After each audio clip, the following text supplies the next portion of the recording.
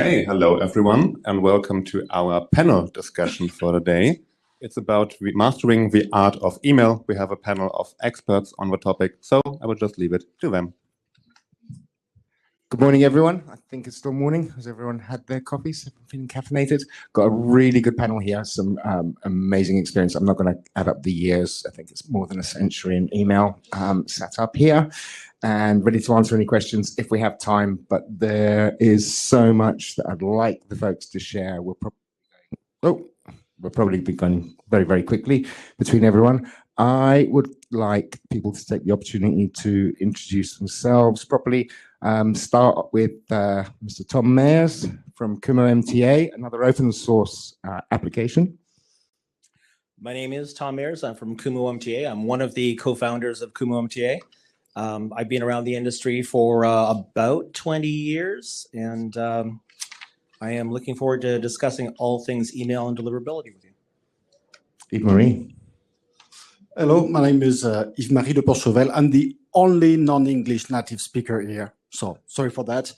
I'm working for Postmastery as a deliverability engineer since 4 years, and I'm in the industry since 15 years globally, working on email deliverability and all delivery subjects. So if you have any questions, do not hesitate. And Kieran Cooper, congratulations on the new gig. Thank you very much. Yes, as of today, I'm at Halon, the email software. Until last year, I was at SparkPost as a technical account manager looking after customers and being involved in deliverability. And I also worked briefly over the summer for Mailsor deliverability agency in France. And Kath Pay.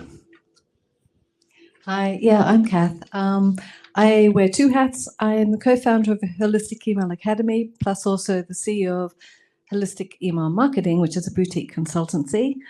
I've been in the industry for 27 years, and I've actually been doing deliverability since 2004. So, yep, that makes me old. And next one. Hi, I'm Joey Keller. I work with Mautic since, 2017, maybe 18. I'm CTO at Friendly. It's a small Swiss startup. We help customers to use Mautic and deliver their emails and do their marketing automation, and I speak a lot about it. Could I ask quickly how many people here have already got full deployment of Mautic? Is everyone really in the thick of it, or anyone that's new to it relatively? No? There are some people new to it, or not really? Everyone's 100% au fait. In which case, I would like you just to frame it, if you could, Joey, if you could just frame what it is that folks, or maybe some of the people on the panel, would appreciate it. What is the minimum viable setup for someone wanting to use Mautic for everything that it does and include email? Okay, so besides installing your Mautic, what you will need is a way to push those emails out, which can happen through plugins or Symfony. Symfony will help you to send out those emails. This is actually one of the challenges of Mautic, to getting those ready. A challenge for us to get those ready by the time the new update comes, and we can present it to the users in a way that you have just to, you can install this plugin or this dependency or whatever, this library, and all your feedback loops are taken care of. All your emails are sent out in the right pace. You have control over them. You have beautiful headers, everything which makes the delivery possible. So the minimum setup for that is have the right plugins or Symfony components, and yeah, you're ready to go. And where would someone typically who's deployed Mautic, where would they typically be sending their emails from when they're launching from the platform? So, well, it's a question of taste, price, also a question of how big fan you are of open source projects, how much you want to be involved in running those MTAs. Do you want like a ready-to-go solution? Where are you hosting? Is it an Amazon environment? Maybe you will go with Amazon. So I've seen all kinds of solutions for that. Depends also what kind of expertise you have. If you know what those what a feedback loop is, you will definitely host somewhere else than, just like a out of the box solution. Okay. So for those that might be running their own solution, like you said, not everyone's going to use Amazon. Some people might be running their own MTA, possibly an open source MTA like Kumo. Eve-Marie, what's the secret key to actually monitoring, logging that, and handling the bounces and stuff? Because it's quite complicated, right? Well, globally for delivery, log monitoring and bounce management is a key, honestly. And I had a long discussion with one of the postmaster from Yahoo, and the best answer on how handling the bounces and all the message you're receiving from the mailbox providers is just read your logs. Globally, they're telling you everything. They're telling you you're sending too fast, slow down. You're using too many connections. Your message has been rejected. They're providing all requested informations. Just one example, for Gmail, when you send to Gmail, sometimes you receive a message saying that the mailbox is full. There's a link inside. Go to the link and you'll see that a mailbox full at Gmail is 15 gigabytes. And that's a user that can't receive any message, but that can't send any message as well. So to be honest, there's no way that he will receive the message if you continue to retry. So just read the SMTP messages you're receiving. And Kieran, you were recently dealing with this. You were really dealing with the back end of a big problem where everything was blocked. From your experience, now that open rates are rubbish, what would be one metric that you're measuring to try and avoid that big blockage that you saw recently? I think, yeah, Eve-Marie is exactly right. If you're seeing a blockage, look at the bounce messages, and many email systems have smart ways of displaying that kind of information and summarizing it to you, so you're not just lost and drowning in a sea of data. And then identify, is the issue with a particular mailbox provider, but also to check whether or not, because you might be delivering, an ISP might be accepting your messages, but for whatever reason classifying them as spam and putting them in the spam folder, and you don't know about that unless you're either using inbox testing tools or perhaps comparing open rates across providers. If you know that you've got an open rate of 20% at Gmail and Yahoo, but you're at 2% at Hotmail, then that's a good indication that you're probably being spam folded at Hotmail rather than blocked. But I think more generally, finding a metric which matches the reason why you're sending the emails. So if you're sending emails in order to sell stuff, then track the amount of stuff you sell, rather than tracking open rate or click-through rate or any of those things, which are important, but they're proxy measures. So being able to keep an eye on what it is that you're actually sending the email for. People use emails and clicks because they're easier to measure, because generally their email system will do it for them. But it's a bit of a cop-out if you're generally sending the email for more than just getting it opened or clicked. So yeah, thinking about some metrics in terms of what you're actually sending for, measuring what matters, I think is important. Thanks for the insight there. And Tom, your reflections on that in terms of more specifically the SMTP and traffic shaping, and what would you be monitoring and looking at? Yeah, I think both answers were dead on to understanding that everything is about the feedback from your ISP. Getting it mailed through to the ISP, through them to the mailbox, is all about following their rules, and you can't follow their rules unless you're actually looking at the logs. Just trying to blast as much mail through as possible doesn't make any sense when the ISPs are constantly telling you you're sending too much mail, or you're sending it too fast, or you're opening too many connections.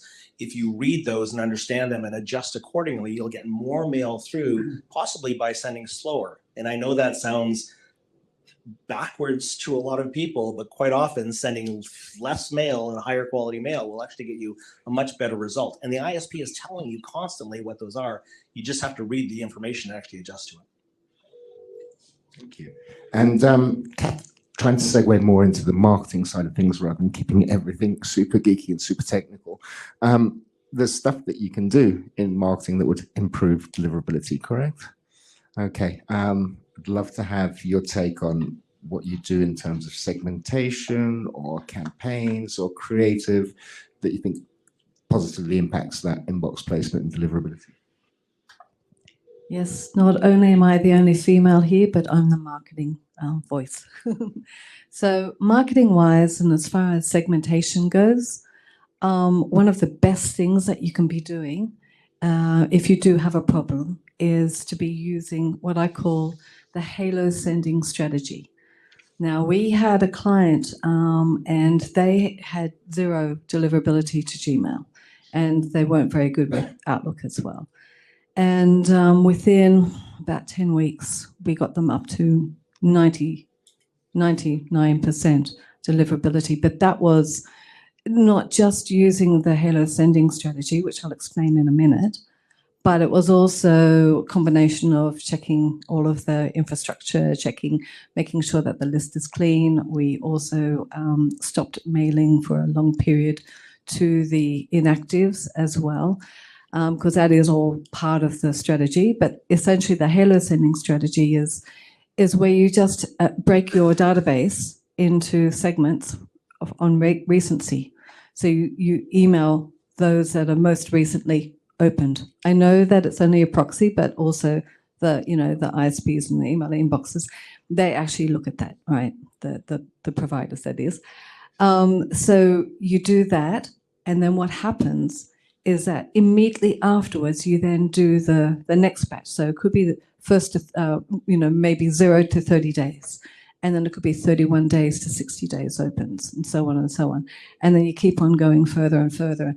And what you're trying to do is back-to-back them so that there's very little delay between them.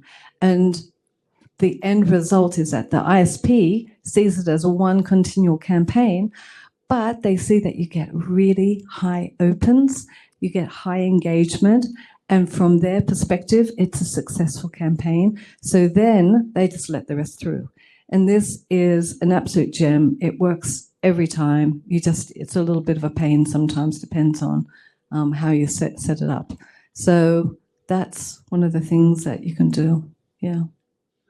Thank you so much, Kat. But that was talking about doing things properly. Tom, I don't want to do any of that. I just want to go straight to inbox. How do I bypass all the filters? No.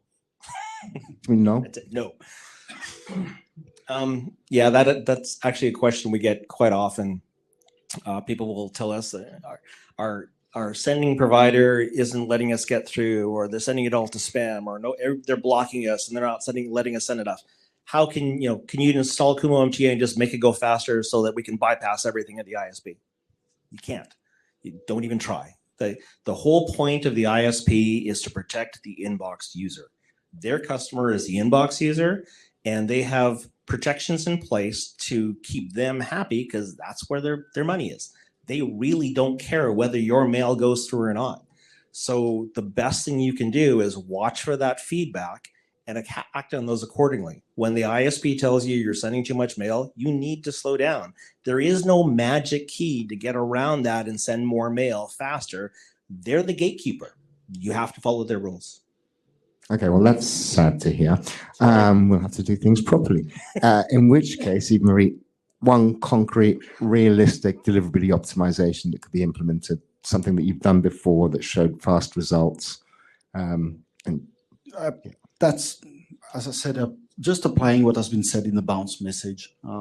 We had a case that was an ESP, and when Google changed everything, that was globally 2 years ago, November 2 years ago.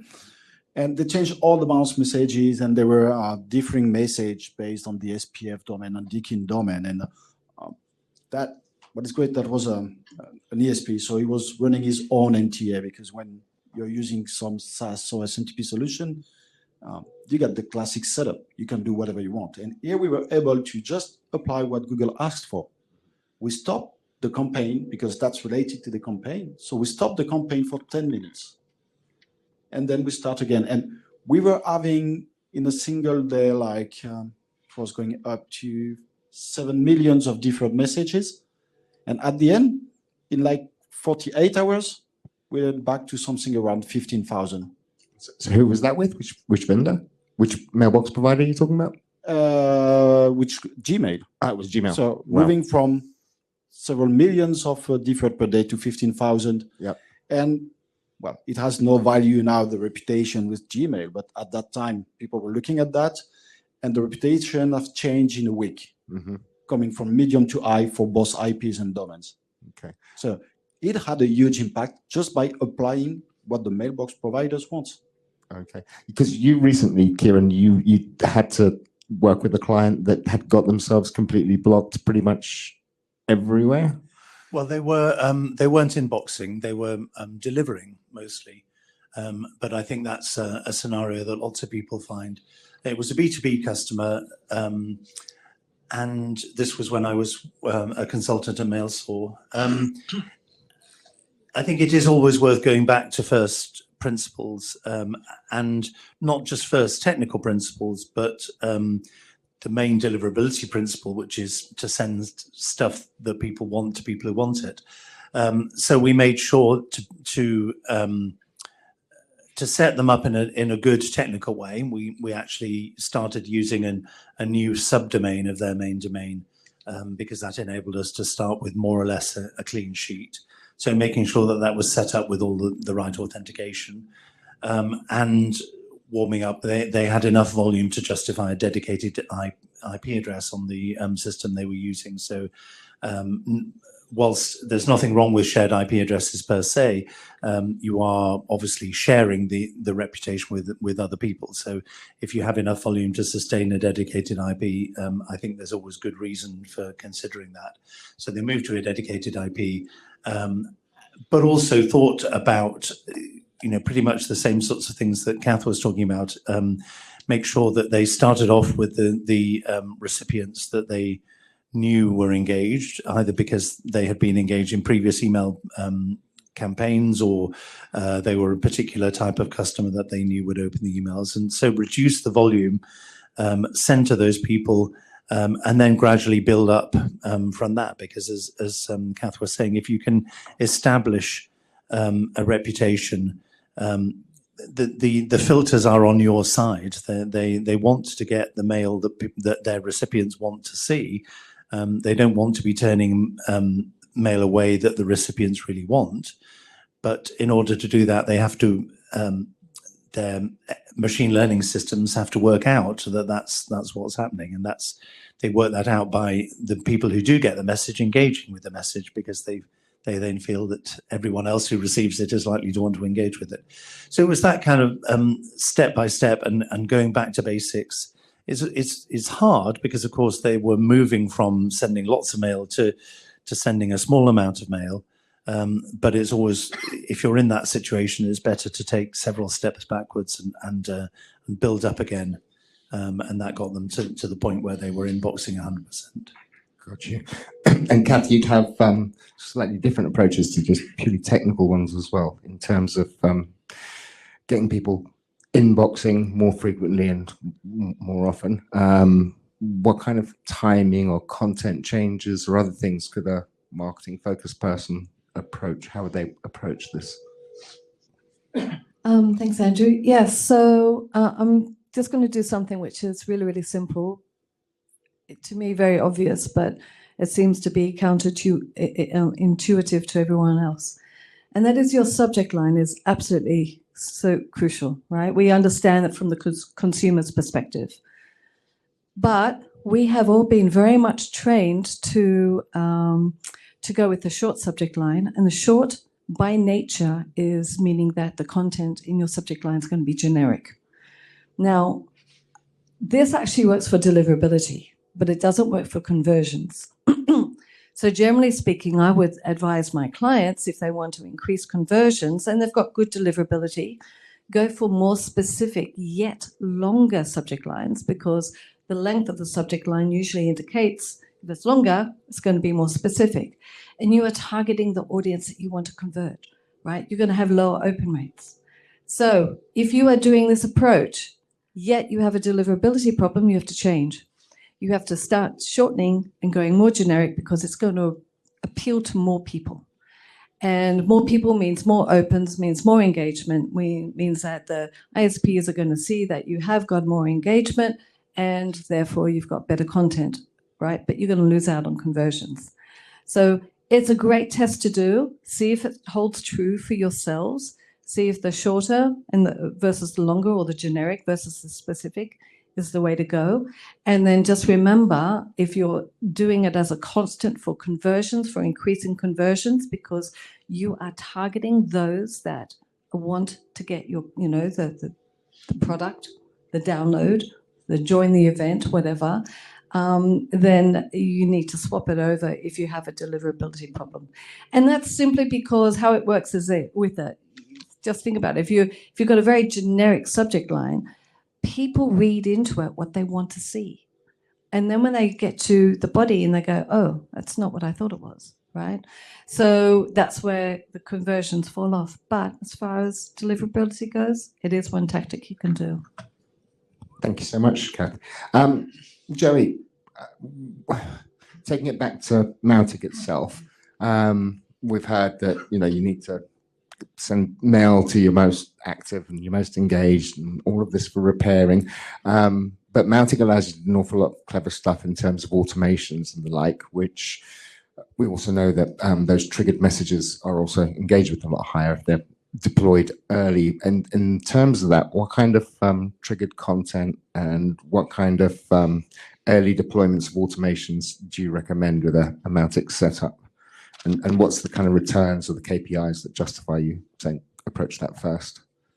So where Mautic helps is that, so all of these tools have, okay, where did I start? So what we were mentioning here before is that start to send to your active contacts, and Mautic helps you with that. We have great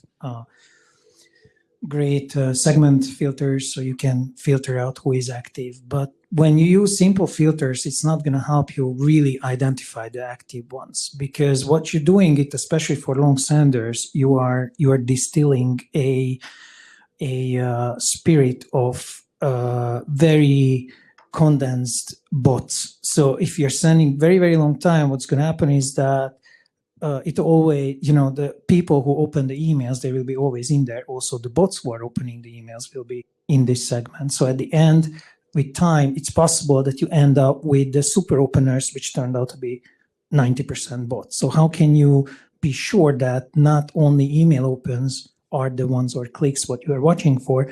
And Mautic gives you the option to watch landing pages, traffic, form fill out. So use a combination of that. And we actually had a client who wanted to improve signups through the email, and we got rid of like half of, or maybe it was even 2/3 of the contacts they're emailing. It was a very painful conversation with the marketing manager, because for a marketing manager, that's like, cutting off his arm 20 times. He was giving us a chance to do so. And we had a very strong improvement in signups, I think even doubled. So with sending a lot less emails. And automations also help you with that, because automations will, triggering automations will also separate the bots from the real people. Thank you for that. So could you repeat that last again? How are you separating the real people from the bots? So if you ask them to do something in order to have something back, then you understand that it was actually a person, not a bot. Sure, got you. Okay, sounds great. Before we go on to the next rounds of questions, I'd like the panel to try and get a better idea of the audience. Could I get a show of hands of how many people in the room consider themselves to be marketers? Couple. And how many people would consider themselves more on the dev engineering side of things? And those not putting their hands up, if anyone wants to shout out where they see themselves fitting, that'd be great. But okay, so we've got a fairly even split. So you folks know that there's people sitting on both sides of that fence. We haven't got an awful lot of time. I think we've got another 15, 20 minutes for this session. I would like to give the audience a chance to ask some questions, but based on what we know about them now, I was wondering if each of us could take a minute to talk about what one actionable thing those folks should do next week. And bear in mind, you probably can't speak to the whole room, so feel free to talk to the engineers if that's where you're most comfortable and address the marketers. Otherwise, shall we start with yourself, Kieran? Okay, thank you. I think you both sides of the room, as it were, can do things. From a technical point of view, it's always good to check and make sure that your email is ticking the right boxes. There are brilliant testing tools, free testing tools you can use, which will give you a technical summary of make sure that all your authentication is passing, that it's coming from the IP address that you expect it to, and that your DMARC is what you expect, all of those kinds of technical things.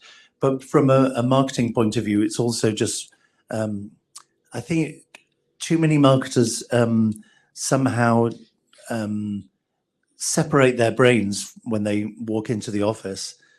They forget about what it's like being an email recipient and getting messages, way too many messages from a particular company, or messages trying to sell you stuff that you've only just bought, or that sort of thing.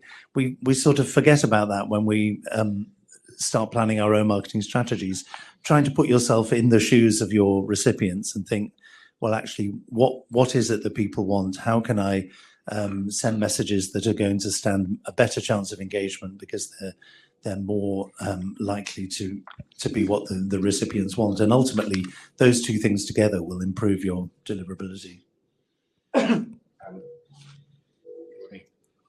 Yes, my recommendation would be quite easy. You all heard about DMARC because Google, Yahoo, they all ask for that. But how many of you has already looked at any DMARC report? And I guess, yeah. So we got 3. So that's pretty low. And at the end, that's important for marketers and for tech people. Marketers, why? Because if you look at the DMARC reports, you could discover any spoofing on your brand.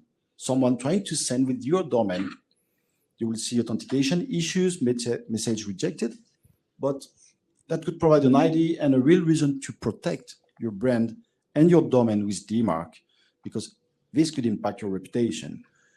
And for technical people, having DMARC with just a known policy and not looking at the report is useless. The known policy is for monitoring. So if you are not monitoring the reports, say you don't know.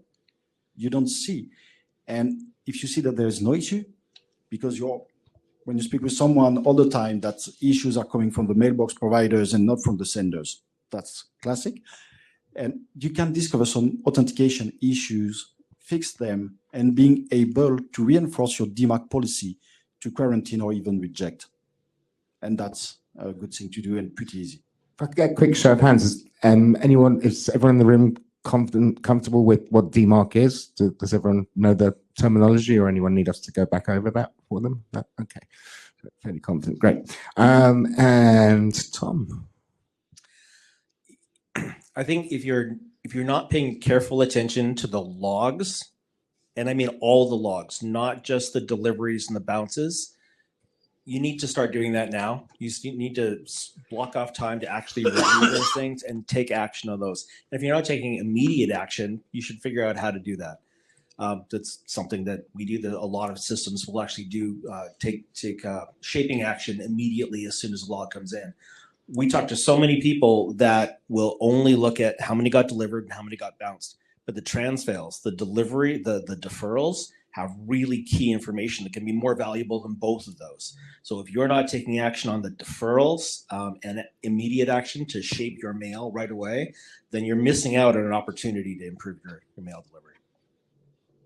Thank you so much. Kath, Okay, so here's one for the marketers. Now, we've been talking a lot about deliverability, right? And a lot about the infrastructure and everything, and that is absolutely crucial. But we need it to be, successful so that we can achieve the end objective, which is conversions. So I have a tip here that's going to help you to achieve both deliverability and conversions. A/B testing, right? You can A/B test your way to deliverability success, to conversion success. The main thing is that you need to have a hypothesis. And a hypothesis is something that we don't tend to work with in email marketing because no one's really been taught how to A/B test correctly. My session later on today is all about this, right? So just when when you start thinking about what you can do, you might have a hypothesis to help you with the deliverability first. And then again, once that's up and humming, then you go to the actual conversions. But as far as your hypothesis goes, it's really just saying, I believe that if we did this, then this will happen because. And the because is really, really important because that's the insight, that's the learning, that's understanding why, and then that therefore will help you to continually keep achieving, good deliverability. So that's my takeaway. Thank you. Joey. I think that you should always resegment your list, like watch out for the non-active ones and use an approach where you not only check the opens and clicks, reevaluate what works in terms of segmenting. And I think it's okay to get rid of contacts because if they're not active, they causing 10 times more harm than any good. Besides that, watch your setup is technically sound. Use the email testing tools. I think it was already pretty much covered everything, but I would say as well. Sure. You actually, I was quite interested in what you finished up with on your last comment. What kind of behavior-driven automations could people look at from something that happens off the page itself? So sending any kind of triggered email, for example, for a login or updates in the profile or an abandoned cart or recommendation when they are in the shop or after they shopped something or didn't buy anything which is connected with website activity. They are right now engaged with your brand in that very moment. So if you send something that's going to help you to have lots of transactional emails which end up altogether, the ISP will see that you're sending very colorful content, which probably drives engagement right away. So I think it improves the deliverability. Panelists, is there anything that you feel I should have asked you? Is there a point that you need to make before I open up questions from the audience? Because, no? Okay. We spoke about deliverability elements like stopping campaigns, sending speed, and authentication, etc. There's a lot that could be achieved exclusively if you run your own on-premise MTA, because when you use SaaS solution, and that's absolutely normal, they can't provide you a dedicated setup only for you. They have to fit the need of all their customers, so it has to be generic. And at the moment, if you have any issues, look at the log. This could come because you're using a shared IPs and other senders using that IP as generating blocking issues. And the only solution is not to shout after your ESP, is to find another solution to deliver your message. And sometimes the on-premise solution is the only solution because that's the only one that could fit 100% of your needs. Thanks for that insight. I am hoping there's going to be some audience questions. And yes. I can speak. It's easier for you guys. Just a very simple one, really. What is your thoughts on spam trigger words? Because you hear a lot of that if you talk about marketing blogs and things like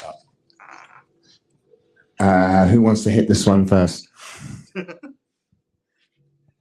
Okay, so as far as B2C goes, it's not as important, right? They still do better, but it's not a case of if you're using free in the subject line and free also in the body and everything like that, it's really a case of what the engagement is like, and it's not as crucial. B2B is a different matter. B2B is still very much, there's servers that are owned by the people who own that server, and they're very precious about it, and they will be using the spam filters. So B2B, it is more of an issue. I mean, I saw this fantastic graph over the years since 2004, since I've been doing deliverability. Who did it? And it was just showing the importance and how deliverability has changed. And back then, like, spam filter words were everything. And now, if you have a look at it, it's really, really minimized completely. But B2B, there still are. So you still need to, and that's just because it's personal preference from the IT server, Yeah. So it's more of a audience-based targeting, enterprise level type sort of situation, depending on the server you're sending to, that you'll find more spam trigger words will get picked up on more than anything else. So that's why you'll see that, on certain brands, you'll be blocked completely. And that's because that particular server, he's using a spam filter, and he's using a combination of his own preferences, and he can actually designate what his preferences are as well. And so his might be more strict than others. So but I still wouldn't don't get your knickers in a knot too much about it. But it still is an existing problem within B2B that I've found.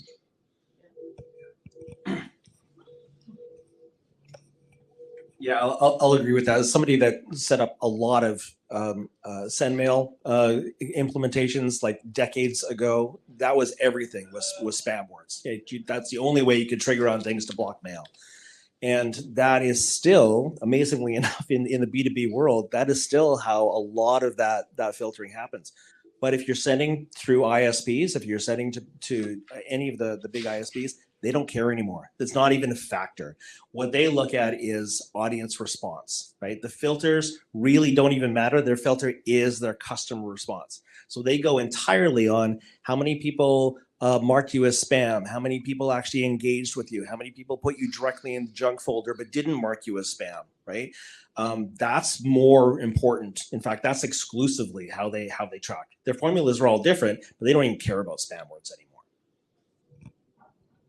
Just to complete, that's today, that's a new marketing fancy word everyone is using, is AI, which is algorithm. But do you think that the AI, for example, let's take Google. So Gemini. If you can use Gemini, do you think Google and Gmail is using that to protect the gmail.com mailboxes and Google Workspace as well? Of course. So they got thousands of criteria, honestly, and maybe millions. They don't even know themselves why a message has been blocked exactly and not. So that really depends. That's not the spam word. That's globally the heuristic behind. Is it normal to use that word or not? For example, Viagra. You're a well-known news industry newsletter, etc., about pharmaceutical. You use that word inside. 10 years ago, you would have been blocked. Sure. Today, that's different.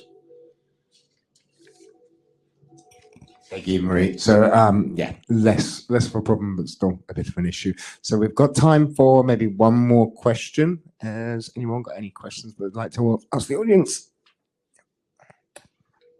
Thank you. I've got a question regarding BME, like how important it is, if it's important at all, and if it has any positive factors regarding deliverability. I think, Kieran, this one. I think the jury's still out about whether it makes a big difference. Would you agree?